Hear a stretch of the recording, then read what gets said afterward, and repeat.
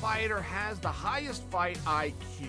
I don't think there's nobody in the game that has the fight IQ that I have. Off the charts. His IQ the is highest insane. fight IQ maybe ever. This guy hits hard. He's tough. He's this, he's that. And this guy has a dream. But my fight IQ will win this fight. Welcome to the Fight IQ podcast. We're back with another episode of Fight Forecast for UFC Fight Night Covington versus Buckley in Tampa. Let's start off with Josephine Knudsen versus Piera Rodriguez. I'm going to go with Josephine Knudsen. Yeah, I'm going with Josephine Knudsen. She's undefeated. She's really good at keeping her distance. And she's not one of these fighters that just like dances around and doesn't want to engage. She's willing to engage. She just is really good at keeping it at her distance. Her boxing is pretty slick. So, yeah, I'm going with Knudsen. Nice. I am as well. I was looking at Piera Rodriguez's record recently. She's had some questionable fights. I think we were talking about it. She's one of those gals that had a lot of hype behind her and then just kind of fell flat on it. Has had some losses, had a DQ loss recently as well. I think Knudsen's got this one for sure. Yeah, it's going to be another one for Knudsen. I think it's going to be pretty one-sided. I think her striking is just going to be leagues above Rodriguez, and I think we might see a finish, but could also go to decision on this one. Yeah, I could see Pierre kind of leaning in or lunging in, trying to get a takedown after getting frustrated on the feet, and then Josephine Knudsen sneaking a knee in there or an elbow or something. Mm-hmm. I could see it. We can all hope. Yeah, we can hope. All right, Davy Grant versus Ramon Taveras. This is a little bit more of a fun one. I was looking into both of these guys recently. Ramon Taveras has had a rough start. He's missed weight twice recently. He did compete on the Contender Series twice. He lost the first time. I believe he got knocked out and then won the second time by decision. Tough go for him. And Davy Grant's just such a veteran of the division that I think he gets it done in this one. Yeah, I'd have to agree. Ramon Taveras is very scrappy. But Davy Grant's got this like really weirdly long reach. He throws these long hooks that seem to find people all the time. Bro, he's got a decision win over Chito Vera. People forget, bro. Fucking TKO'd Jonathan Martinez. I like those wins. And he's got some bad losses as well, but I don't think he's ever been knocked out. At least in the last 5 years, I know he hasn't been TKO'd, which I think would be Taveras' route to victory here. Davy Grant is super gritty and will fight until the fight is over. Yeah, 100%. I'm gonna go Davy Grant on this one. He will fraud check you if you're not ready to be in the UFC. He's gonna run through you. He's very awkward with everything he does. Really, it's very awkward and not really the most pretty to watch, but he's a fighter. He'll get in there and he'll make it dirty. He'll make it rough, and he has very legitimate wins over legit competition. So I think it's a pretty easy one for Davy Grant. Yeah, he's a hard guy to beat. Up the card, Miranda Maverick versus Jamie Lynn Horth. Jamie Lynn Horth has been pretty active lately. I'll give her that. Very. And I don't know, never excited for a Miranda Maverick fight. Should have been on the buzzkill list. I don't know how that one got left out. She's a pretty big favorite here. I don't see that. No. She's had like, I don't know, maybe it's because her last name is like kind of cool, but people have seemed to like care about her since she got into the UFC, and I don't remember her ever having like a super impressive performance. She may be one of those gals that's definitely got the look that people like. I think she sells on Instagram, and it maybe is just a little bit of that's kind of put some extra hype behind her. I mean, she's good. She's had a consistent run for a while here. She's had some momentum. Originally was supposed to fight Tracy Cortez on this card rather than Jamie Lynn Horth. Horth obviously stepping in kind of short notice to take over, which, good for her, keep her momentum going too. But I think Miranda Maverick's going to be a little too much for her in this one. Yeah, 100%. I think Maverick is going to take this one as well. Jamie Lynn Horth is coming off a few split decisions, just barely kind of squeaking by, so a few wins here, but Maverick has fought the better competition and has some pretty legit victories for her weight class. At the end of the day, it's really hard to judge the wins because, the strength of her competition isn't that good, but she did beat, KGB Lee. She beat Priscilla Cachoeira. You know, she lost to Judy Vicious, but at the end of the day, you know, it's really hard to pick these kind of fights. You know, they can go either way. But I got Maverick on this one. Nice. Yeah, I am surprised at the odds though.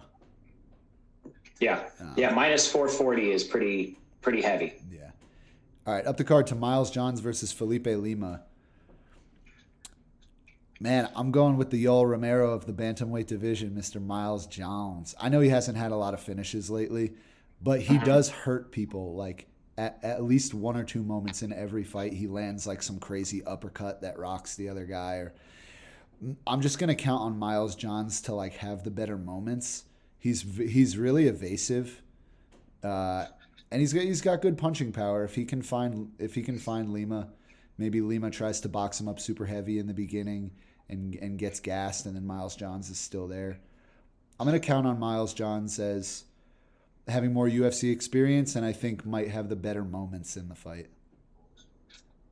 I think you might be right there. You know, for me, this feels like it's going to be our first guaranteed decision of the card. I was looking back, and both of these guys have definitely struggled to get fights finished. What about the last Felipe one? Has You think Miranda Maverick's going to finish Jamie Lynn Horth? Hey, man, we can all hope and pray. You know, Felipe Lima is one of those guys where he's had some decent fights outside of the UFC. He comes in with a lot of promise. 13-1, maybe he gets it done that way. I'm banking on him getting it done in this one just to be a little different here. Miles Johns is a tough one, man. He's a decision artist here for sure, and I think that always kind of lowers the stock for me. Just because, as we've seen recently, leaving it to the judges' scorecards can certainly ruin your career. But in this case, I'm going to hope that Felipe gets it done, but I think this one's probably going to decision. I could even see it being split. I don't know, dude. Something tells me Adelaide Bird would score for Miles Johns in that one. Ooh. Allegedly. She picks favorites. Yeah. All right, my pick for this one, I think I'm also going to go Felipe Lima. Why not? I love it. Miles Johns is a pretty boring fighter to watch. I cannot get entertained watching him fight, so I'm literally just picking this one because I want to see Felipe Lima go up pass him up in the rankings. That's fair. All right, we got Sean Mike Wazowski Woodson versus Fernando Padilla. You know, Fernando I like Sean Padilla, Woodson in bro. this one. Padilla is an underrated striker. He hasn't been in the UFC for very long, but he's another really long, tall guy for the division. And I think his boxing is just a little faster and crisper. That's my take. You know, I don't see it in this one. Unfortunately, it's one of those things where I think Sean Woodson is just going to have so much of a reach advantage just because he does on everybody, right? I'm even looking. They're similar in height, 162, 161, both big for the division. But even there, we're looking at an almost 3-inch reach disadvantage for Padilla on this one, still at the same height. So, you know, I think Woodson's got really crisp boxing. He knows how to manage that distance. I think the concern's probably going to be around any takedowns, but I don't necessarily know if that's going to be a big factor in this fight here. I have Woodson just on distance control and potentially having a little bit nicer boxing just from that range. I'm definitely going Woodson on this one. He's one of those people that you consistently see always outstriking his opponents. He finds the win often. He has very deceptive power for how he looks. Doesn't look like he would have a lot of power, but he always rocks his opponents. He doesn't find the finish, but I consistently always remember like Sean Woodson having lots of big moments in his fights, set up by his boxing. And I think that's going to be enough to get him to win. Yeah, I think you guys. I think I might be doing an "I told you so" in the next episode here, man. I think you're sleeping on Padilla's boxing. I think he's faster.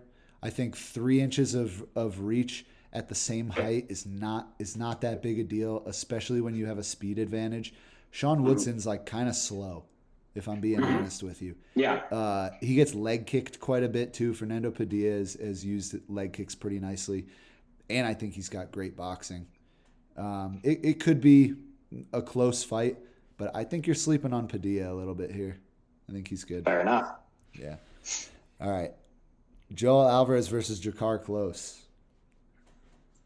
We were just talking about this one. You know, I was looking back. Joel Alvarez has had a lot of really I won't say big, but definitive fights, right? This is a guy that is either going to win or lose by finish. Yeah. The last time he went to decision was back in 2019. He lost to Armin Sarukian a couple years ago, so he has fought guys that have made it into that higher level That of one was competition. brutal, though. That one was bad. Yeah, it was bad. It was bad, but there was a moment where it's like, okay, we're talking about somebody that's now a title contender, right? Yeah, for sure. And I think with Joel Alvarez just being so either I'm gonna win by knockout or submission, or I'm gonna get submitted or knocked out is definitely one way to approach this fight. And I don't know that Drakkar is willing to kind of be that dog with him. Drakkar is one of those guys where he's had a little bit of momentum. He had that nice slam over Selecki. That was kind of his last big moment that I remember from Drakkar. He's training down in Arizona with Sean O'Malley and Tim Welch and all those guys. They've put a lot of effort into training him recently, so maybe that'll be a help for him. But I say Joel Alvarez getting this one done. Yeah, dude, I think this is like pretty much the lock of the card besides the main event. Like, the last thing that I remember about Drakkar Klose, and I watched Drakkar Klose's fights, I'm just, being whatever. Hey. He got fucking flatlined pretty much by Beneil Dariush, and his fucking mouthpiece was popping out of his mouth. That's Drakkar Klose's most memorable moment for me. And I think actually Drakkar's willingness to get into a battle is going to be his downfall here again. I don't think he's on the same level of striker as Joel Alvarez, and if you want to get into a firefight with him, you're going to get clipped. Yeah. And also Joel Alvarez has really good submission game as well. So yeah. I could even see Joel Alvarez like rocking Drakkar and then locking up a submission or something. The most memorable Drakkar Klose moment for me is when Jeremy Stevens shoved him at a face-off, and then he had like a 2-year-long injury stint from just getting shoved real quick. That's the most memorable thing for Drakkar Klose for me. But I'm gonna go with Joel Alvarez as well. I think when it comes down to it, it's Drakkar Klose is just one of those people that's pretty decent everywhere, and he's good enough at finding the win by decision and stuff like that. Like, he's not the best striker. He's not the best grappler. He's one of these people that'll just kind of be mid everywhere. And I feel like Alvarez is going to be able to come in there and find a submission or, like Ryan said, rock him on the feet and then get the submission off that. Yeah. All right. Up the card, Michael Johnson versus Ottman Azaitar. We're a little divided on this one. Yeah. I'm going Michael Johnson, dude. I'm going Michael Johnson. I don't think Ottman Azaitar is on that level. And look, say what you will about Michael Johnson's record or how many wins versus losses he has in the UFC or who he's fought. MMA math or looking at any past things with Michael Johnson just doesn't work. The dude is still fast, even though he's old. He's got good boxing. I think at any moment he could beat anybody. He's got a suspect chin, which against someone with the power of a Azaitar could be trouble. But I'm going to trust in Michael Johnson to be able to avoid it because really Ottman Azaitar just has like one punch. And Michael Johnson is very diverse with his strikes on the feet. So I like his chances here. Yeah, I'm in that boat where I agree with you. I think Michael Johnson is one of those exception fighters to the MMA math rule where you just never know what you're going to get, right? He's one of those guys that I think always has the potential to end a fight. We've seen it before where he'll just kind of have these crazy moments where, holy shit, almost got a knockout, almost got a finish here. Maybe he did, maybe he didn't, but he can have those moments pretty much whenever. I mean, that being said, we're talking about lightweights at 40 years old almost now, though.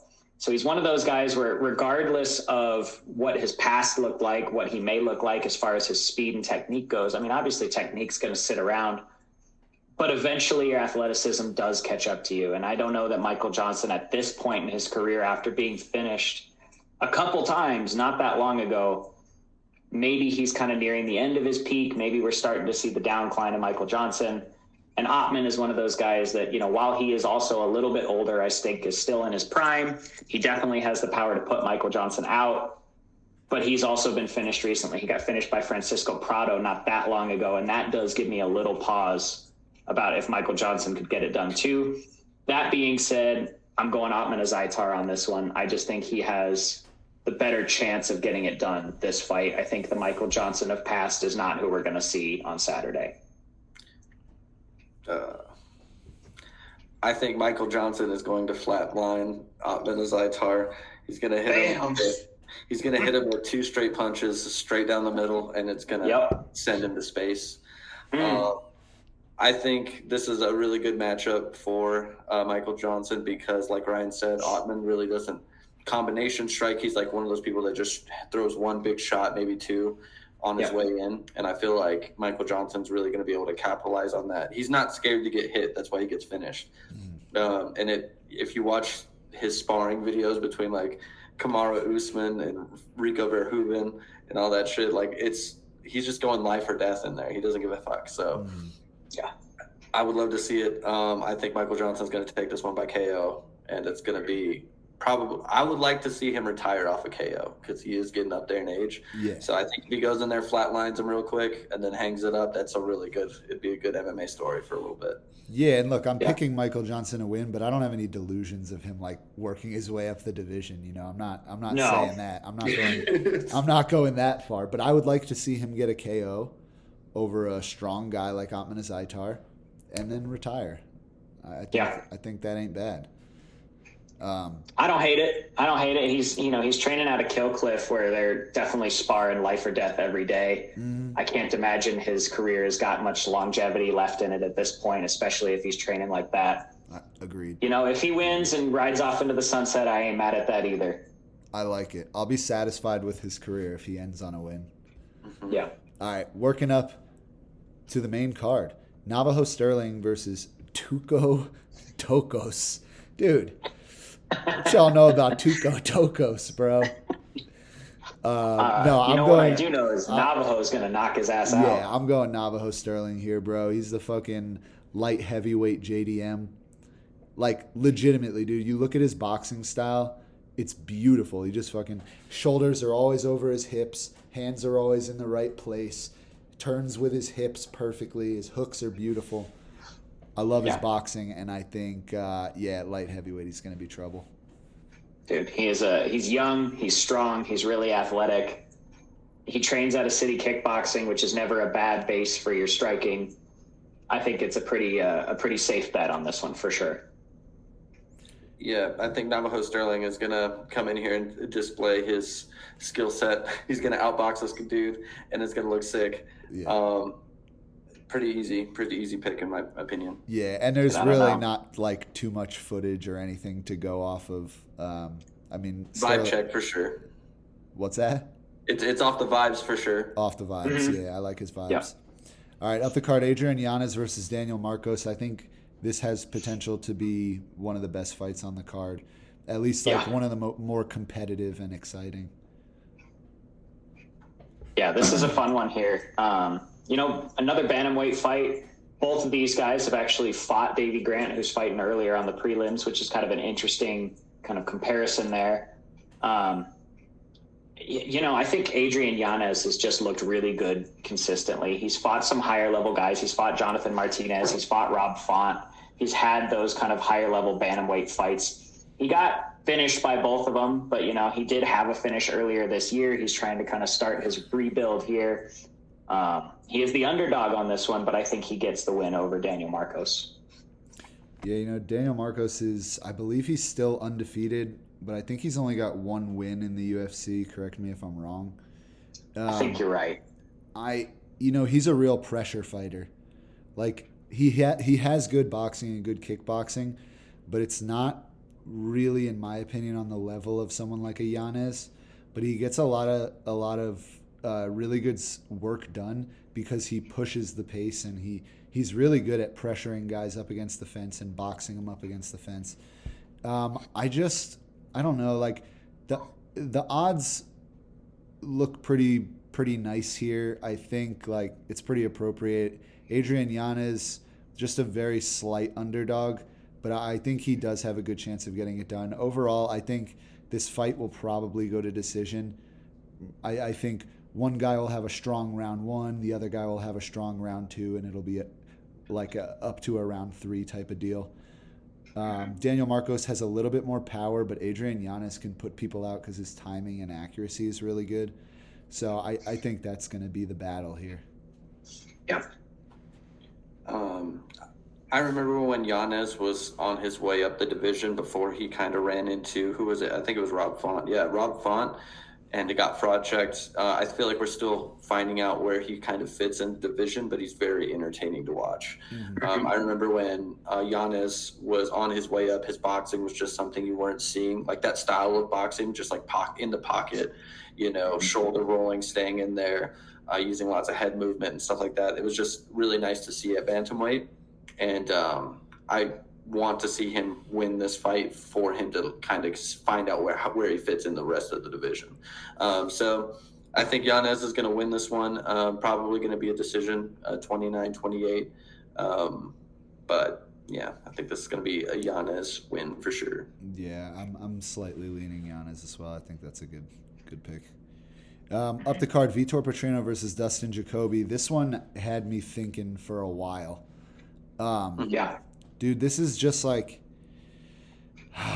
it's weird. Vitor Petrino looked really good, and then he kind of just flubbed that fight against Anthony Smith. Just kind of gave up that submission. But I think this is like, when you look at Dustin Jacoby's past opponents and how he deals with these power punchers like this, it's always Dustin Jacoby's piecing him up for the majority of the fight, but the other guy with their power has the bigger moments.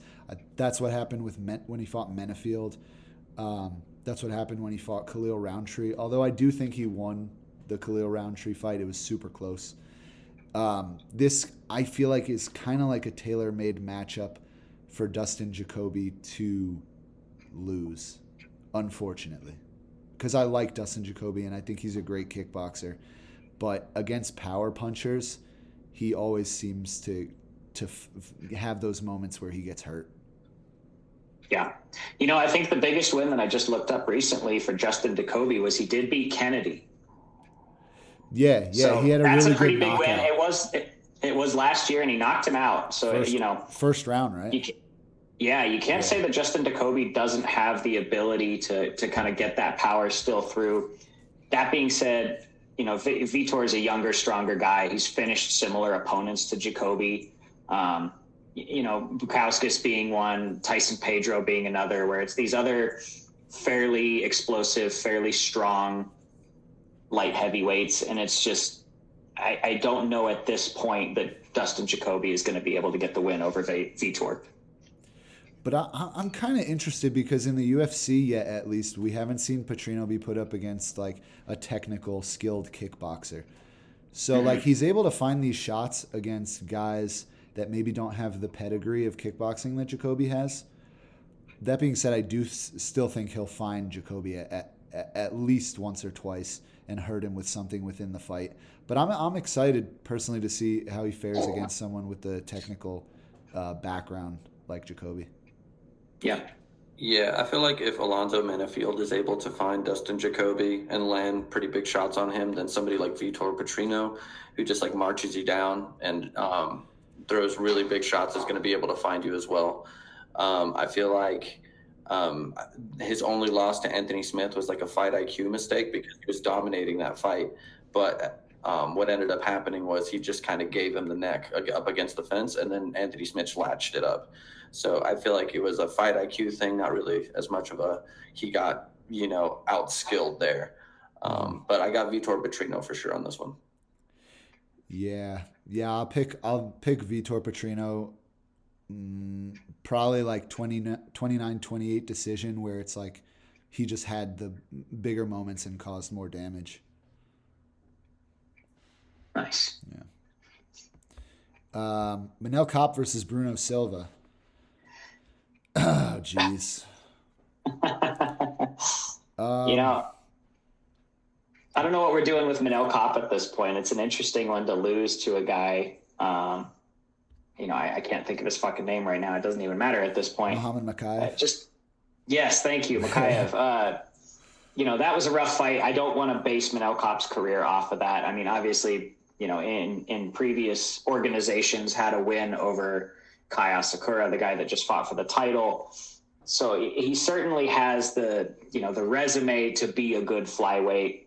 That being said, I was looking at Bruno Silva's past records too, and he has been consistent. He has a knockout of Cody Durden, who we just saw last weekend is really hard to put away. Yeah. That's a guy who went up against Van and just kind of took them all and was still competitive, maybe not so much in the third round, but was still putting up a fight through 3 rounds. So to KO him, to get a submission over Tyson Nam, he KO'd Victor Rodriguez and JP Buys before that. He's just had a string of finishes recently, and I think Bruno Silva is really kind of starting to come into his own. And I don't see Manel Kape being that different than those other competitors. Yeah, I like Bruno Silva. Like the UFC, like the mass fan base may not be too familiar with Bruno Silva because he's not super active, but he is a very good fighter. I think his only 2 losses in the UFC are to David Dvorak and someone else who's also good and like a name at the top of the division.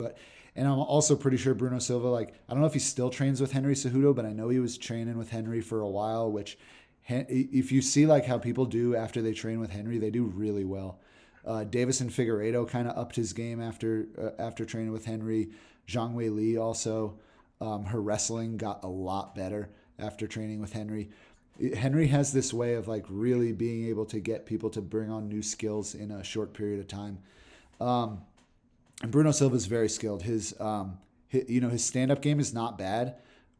His submission game is kind of his base. This man, I like Bruno Silva, but I just don't know if I see him beating Manel Kape. I don't know. This is a tough one for me. It's pretty even, but I think I'm gonna lean Manel Kape. Maybe Martin can convince you otherwise. Yeah. Myself, I've been like waiting for a while to see why Manel Kape is in the top 15 of flyweight. He's one of those people that you want to see succeed, but like when you watch him fight, it's like, dude, how am I supposed to base your skill set off what you're showing me here? Yeah. I've watched a lot of Manel Kape fights previously, wanting him to win, and then he just displays not very much to really judge him on, So a lot of the times I remember watching Manel Kape fight, I'm wanting more from him. I'm wanting more activity and stuff like that. And he always finds himself in either losses or just barely squeaks these decisions by. And that's why I'm going to go with Bruno Silva, because at least he's consistent, finding finishes, showing things to, show his skill set. Manel Kape has some good wins. He's beat Kaya Sakura, knocked him out.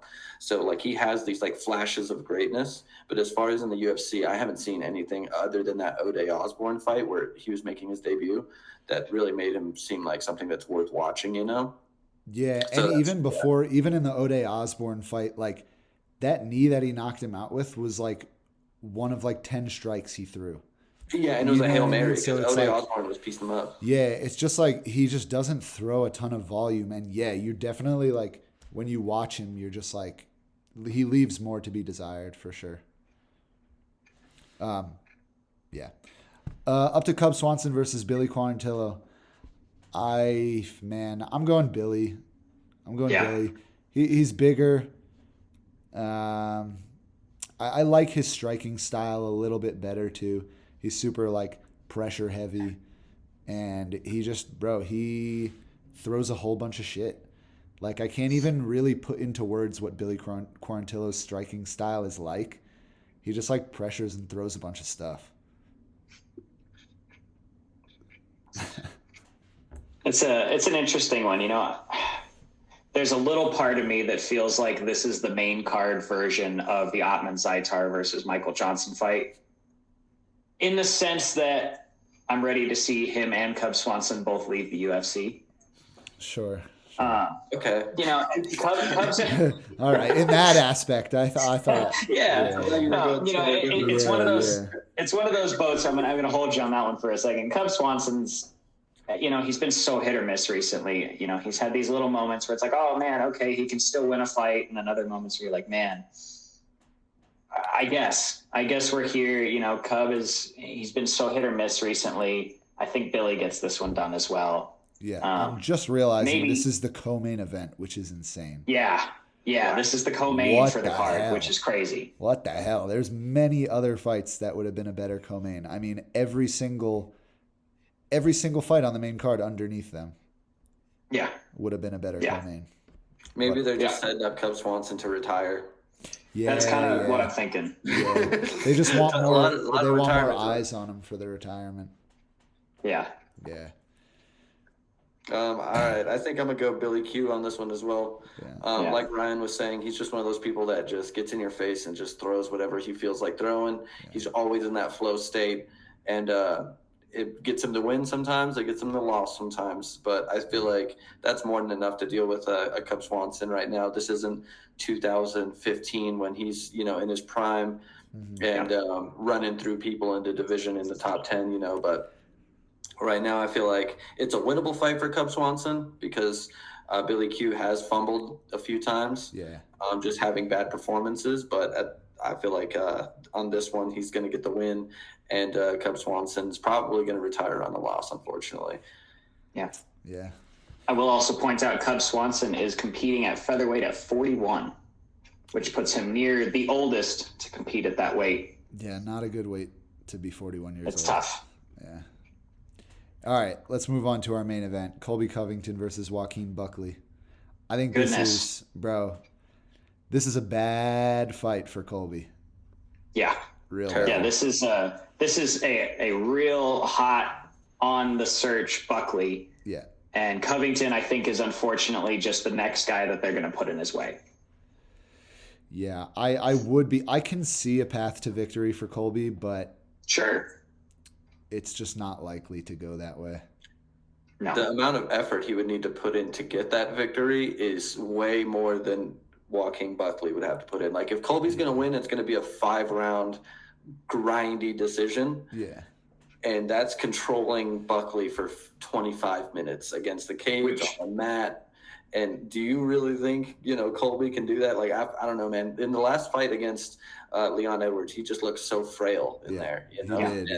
He looked like he wasn't strong. And Buckley is huge, man. Yeah. Yeah. And, bro, like not just Buckley's, like, physical attributes over Colby's, but, like, dude, I don't know if there's a hungrier guy on the come up. Like, maybe in all of the UFC. Like, Joaquin Buckley is like, bro, give me someone. Put someone in front of me. I need to fight. I need to, you know what I mean? Big names. Yeah. Dude, bro, Joaquin is hungry for that title. And he's putting on great performances against guys who, like, after a while, I stopped doubting Joaquin Buckley.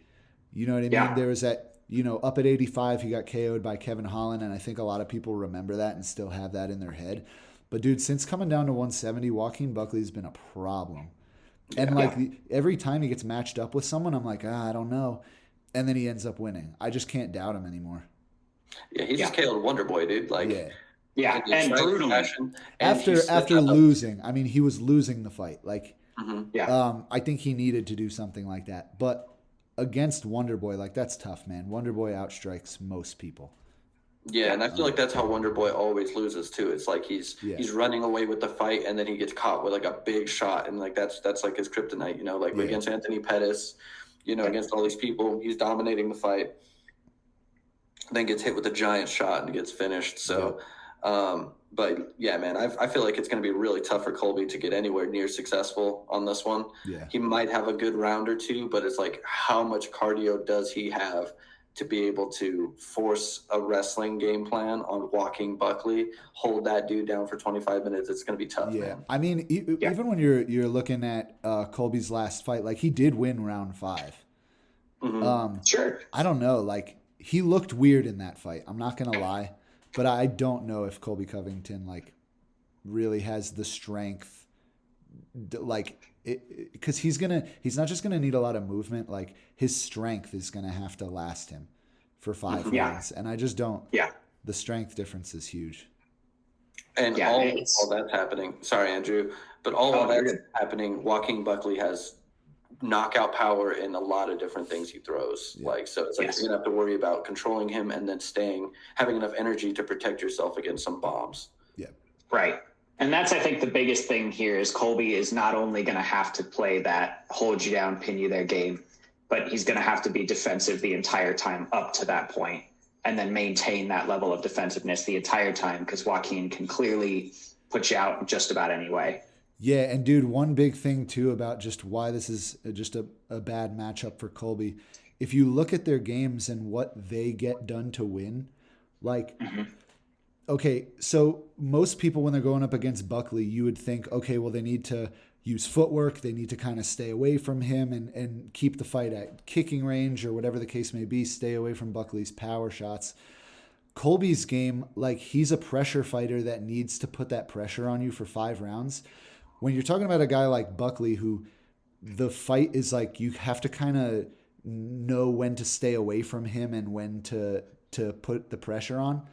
And then you got a guy like Colby who can only really win by putting on pressure the entire time. I just don't like how that looks. No. It's interesting that, we've seen a couple fun matchups at welterweight. Fun is an interesting term for it. I've seen some fights at welterweight recently to kind of shake out the top of the division, to kind of see where everybody stands. I know Colby was talking about either fighting Shavkat or Usman or Gary or one of those fights. And unfortunately, I think Buckley is the worst of those. By far. I think out of the options that were given to him, this is the worst choice for sure. Yeah, I agree. This might be the most least embarrassing loss out of all of those. Just losing to Ian Gary with the build up to that fight, it would be massive. At least this is pretty low key. It's not like Colby's being paraded around like he normally is and is being forced to promote a lot. So maybe that's why he took this. Because if he would have fought Ian Gary, they would have, made him act a fool on the press conference. All this stuff takes energy away from the fight. So I could see, maybe why he took this fight, but every other thing just points towards a nightmare matchup for this.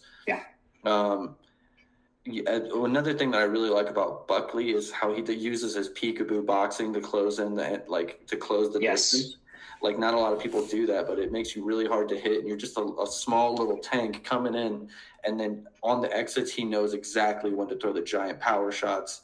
He's a very smart dude when it comes to fighting, and he's a hustler, man, when it comes to the fight game. He's always out here trying to do all the right things for social media.